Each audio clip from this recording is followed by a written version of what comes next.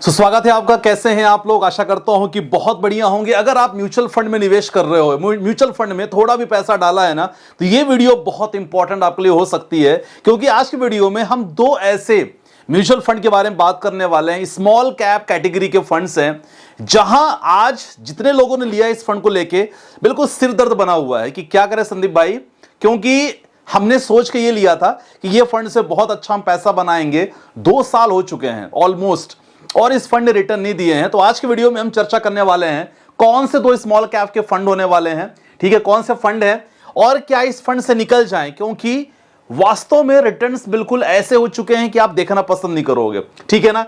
क्या ये mutual funds खराब हो चुके हैं? दूसरा इंपॉर्टेंट रीजन समझने की कोशिश करेंगे, क्या यहां से निकलना सही है कि लॉन्ग टर्म में एक अच्छी खासी अपॉर्चुनिटी बन सकती है, क्योंकि 2 साल ऑलमोस्ट हो चुके हैं, बहुत शानदार फंड्स हो चुके हैं, रेटिंग भी बहुत अच्छी है, और सबसे इंपॉर्टेंट है आखिरकार बहुत बढ़िया चल रहा था, हीरो बिल्कुल थे ये फंड्स, लेकिन ऐसा क्या हुआ कि हीरो से बिल्कुल जीरो की कगार के ये म्यूचुअल फंड्स आ चुके हैं। तो आज का हमारा म्यूचुअल फंड स्पेशल टॉपिक होने वाला है। काफी लोग म्यूचुअल फंड को लेकर लगातार वेट करते रहते हैं, तो मैंने सोचा क्यों ना आज की वीडियो में हम बात करने की कोशिश करते हैं। वीडियो पसंद आए जरूर लाइक करना। देखो, रिसेंटली सेबी ने एक वार्निंग दी थी, और सभी जितने भी इन्वेस्टर्स सबको वार्निंग दी थी कि भाई जितने भी स्मॉल कैप में आप स्टॉक्स में कर रहे हो, हालांकि जब म्यूचुअल फंड्स की बात करते हैं तो स्मॉल कैप म्यूचुअल फंड्स में काफी छोटी छोटी कंपनियां जाती हैं जो बिल्कुल बिगिनर कंपनियां होती हैं, तो काफी छोटी कंपनियां हैं। ऐसे में सेबी ने वार्निंग किया था, देखो यार कि स्मॉल कैप जितनी भी कंपनियां हैं बहुत ज्यादा स्ट्रेट आउट हो चुकी हैं, स्ट्रेच बहुत हो चुकी है, मतलब बहुत ज्यादा उनके रिटर्न्स और बहुत ज्यादा वैल्यूएशन बहुत ज्यादा बताए जा चुके हैं। तो ऐसे कंपनियों के आपको ना शॉर्ट टर्म में आपको ऐसी कंपनियों से दूर रहना है, ये सेबी की वार्निंग थी, ठीक है ना। और खासकर अक्टूबर नवंबर की अगर बात करें तो बहुत अच्छी खासी प्रॉफिट बुकिंग हुई थी, जितने भी स्मॉल कैप कंपनियां हैं या स्मॉल कैप स्टॉक्स से अच्छी खासी प्रॉफिट बुकिंग हुई थी। किसके द्वारा? जी हां, एफआईआई द्वारा, जो फॉरेन इंस्टीट्यूशनल इन्वेस्टर हैं, जो लोग एक्चुअली पैसा लगाते हैं भारतीय बाजार में, और काफी अच्छी खासी प्रॉफिट बुकिंग हुई है उनके माध्यम से। और यही रीजन है कि जितने भी स्मॉल कैप इंडेक्स हैं, अपना स्मॉल कैप जो भी इंडेक्स है सर 10 से 12% डाउन हुआ, ये बीच में चला है। और ये रीजन क्या हुआ जिसके कारण उनके जितने भी नेट एसेट्स वैल्यू है उनमें काफी प्रेशर देखने को मिला है, ठीक है। अब जब बात करोगे सारे रीजन, तो कौन से दो कंपनियां हैं, कौन से दो फंड हैं जिसके बारे में चर्चा करने वाले हैं। सबके पोर्टफोलियो मुझे लगता है होगा, आई डोंट नो कि होना चाहिए नहीं होना चाहिए, तो वीडियो के माध्यम से लास्ट में आपको पता चल जाएगा, लेकिन फिलहाल तो अभी है। जी हां, एसबीआई का स्मॉल कैप फंड और कैनरा रोबोको का स्मॉल कैप फंड्स मेरे भी पोर्टफोलियो में दोनों हैं। अब दोनों की कंडीशन पहले आप देख लो, गूगल वगैरह से, ग्रो ऐप से ऑनलाइन चेक कर सकते हो, रिटर्न कोई दिक्कत है, मैंने आपके लिए लिख दिया है सो दैट डायरेक्टली आप चेकआउट कर सको। देखो, दोनों फंड की अगर बात करते हैं, दोनों फंड का रिटर्न अगर बात करूं तो सर लास्ट 1 ईयर का दोनों फंड का, एसबीआई का -2.39 है, कैनरा का -2.14 है, दोनों माइनस में है। ऑलमोस्ट पैसा अगर लास्ट 1 साल से आपने लगाया होगा, दोनों माइनस में है। पिछले अगर 2 साल की बात करें, दोनों फंड ने एफडी से भी कम रिटर्न दिया है। कैनरा रोबोको स्मॉल कैप फंड 4% आज भी दिख रहा है मेरे पोर्टफोलियो में, ठीक है। और अगर बात करें एसबीआई का, तो सर एसबीआई का 4%, ऑलमोस्ट दोनों सिमिलर हैं।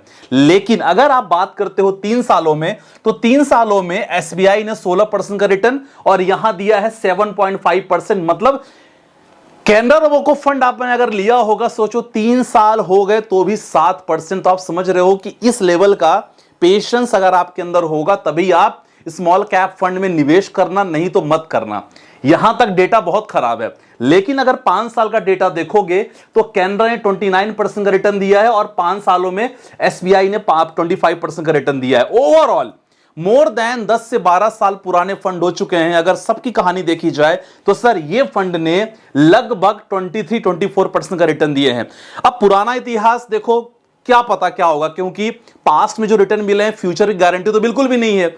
लेकिन ये हुआ क्यों आपको जानना बहुत जरूरी है, ये आगे भी हो सकता है, और जब आगे होगा तो सर आपके रिटर्न काफी निगेटिव देखने को मिलेंगे। अब मैं आपको बताना चाह रहा हूं सर रिटर्न क्यों ना के बराबर है, उसके पीछे बहुत सारा ग्लोबल फैक्टर है। आप लोग डेली मार्केट अपडेट से वीडियो लाता हूं तो आप लोग को पता ही चल रहा होगा कि भाई क्या सिनेरियो चल रहा है। सबसे इंपॉर्टेंट है sir price to earning ratio, अगर आप बात करते हैं एक ऐसा पैरामीटर जो एक्चुअल औकात बताता है, कोई भी स्टॉक की कोई फंड की औकात बताता है कि भाई तेरी वैल्यू कितनी है, तेरी वैल्यू कितनी होनी चाहिए। सिंपल से फंडा देखा जाए तो प्राइस टू अर्निंग रेशियो के हिसाब से बहुत सारे स्मॉल कैप जो शेयर थे, क्योंकि सारे फंड हमारे स्मॉल कैप शेयर्स में जाते हैं, छोटी छोटी कंपनियों में जाते हैं सर, उनका प्राइस बहुत ज्यादा था, बहुत ज्यादा प्राइस था। Price to earning ratio was almost more than 25, 30, 35, 40, और वही पैसे म्यूचुअल फंड मैनेजर वही पैसे स्मॉल कैप में लगा रहे हैं।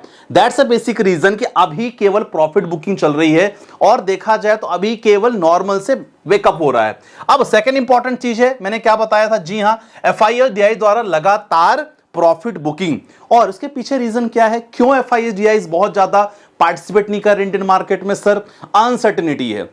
कभी वॉर चालू हो जाता है, कभी रशिया यूक्रेन का वॉर हमने देखा, ईरान इजराइल का वॉर हमने देखा, भारत पाकिस्तान ऑलमोस्ट वॉर होने सिचुएशन था, हमास का लगातार हमने देखा इजराइल के साथ चल रहा है। तो ये जो वॉर की स्थिति है, और इतने बीच में ट्रम्प का नाटक, लगातार टैरिफ को लेके आपको पता ही होगा, लेकिन लगातार मैं वीडियोस लाता रहता हूं, तो ग्लोबल अनसर्टेनिटी है। आज अगर यूएस की बात करें, यूएस बहुत ज्यादा कर्जे में है, आज बात करें यूएस से 50% का बिजनेस हमें मिलता है, समझ रहे हो? तो ये सब जो ओवरऑल कहानी देखोगे ना, सिचुएशन, आप चाहे रशिया की बात करोगे, आप चाइना के बारे में बात करोगे, यहां यूएस के बारे में बात करोगे, तो उनकी जो अनसर्टेनिटी है बहुत ज्यादा है। सबसे पीक पे तो यूएस है, रिसेंटली शटडाउन की ओर लगातार चल रहा है। ट्रंप लगातार सभी से रिक्वेस्ट कर रहे हैं अपोजिशन पार्टी से कि भाई कुछ भी करके शटडाउन बंद करवा दो। सोचो इस लेवल का है, और हम लोग भी बहुत ज्यादा डिपेंडेंट है भाई, सबसे बड़ा इकोनॉमिक देखा जाए तो यूएस ही है।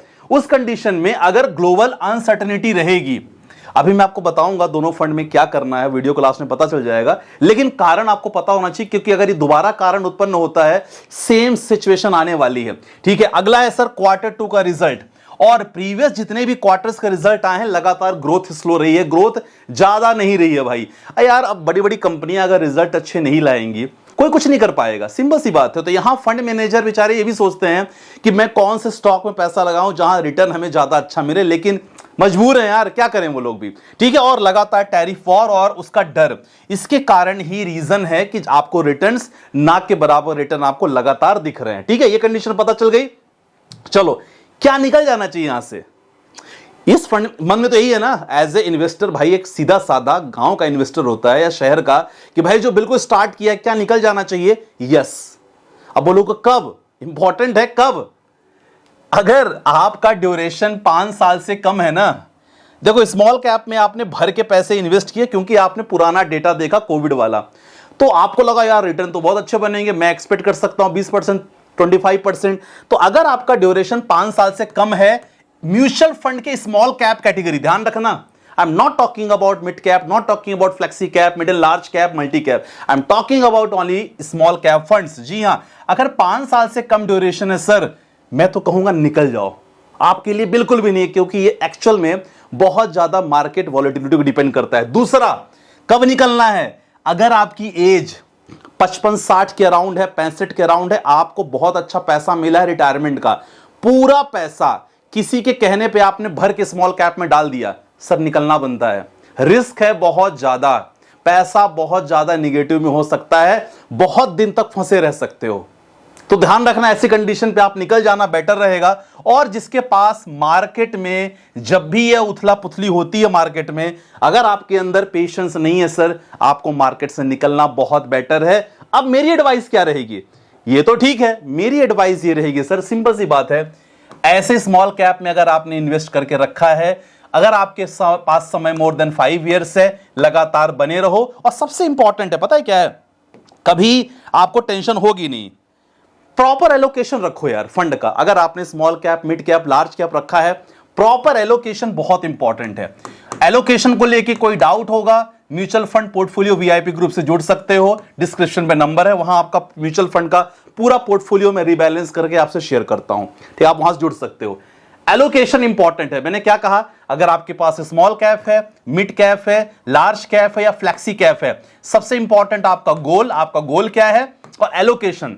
मैं तो यही कहता हूं, स्मॉल कैप अगर आपका लॉन्ग टर्म होराइजन है, 40-50% एलोकेशन रखोगे, कोई दिक्कत वाली बात नहीं है। लेकिन शॉर्ट टर्म है तो सर 10 से 20% लोकेशन ही बहुत इंपॉर्टेंट है, ये बहुत ज्यादा है। तो प्रॉपर एलोकेशन बहुत इंपॉर्टेंट है, पैनिक बिल्कुल होना नहीं है। और यस, सबसे बड़ी बात, रिटायरमेंट का अमाउंट, आपको जो अच्छा खासा रिटायरमेंट मिलता है, प्लीज किसी के ट्रैप में मत आना, किसी के झांसे में मत आना। पूरा पैसा स्मॉल कैप में कभी मत डालना, फंस जाओगे, बहुत दिन तक नेगेटिव रिटर्न रहेगा, फिर आप बोलोगे कि क्या हो गया। ठीक है, तो ये रीजन है माय डियर फ्रेंड्स, बहुत सारे रीजन है। और ये दोनों फंड परफॉर्म नहीं कर रहे थे, तो मुझे लगा कि आज शनिवार का दिन मार्केट छुट्टी रहती है, तो आपको म्यूचुअल फंड का ये सीरीज, मतलब म्यूचुअल फंड का एक टॉपिक छोटा सा मैं लाके आपको प्रेजेंट करूं। वीडियो कैसी लगी जरूर बताना। अगर आपको म्यूचुअल फंड की वीडियोस लगातार चाहिए तो प्लीज कमेंट में मेंशन करना, सो दैट मैं उससे रिलेटेड वीडियोस लगातार लाता रहूं। राइट, बाकी मिलते हैं वीडियो के साथ, अपना ध्यान रखिएगा। बाय बाय, टेक केयर, जय हिंद गाइस।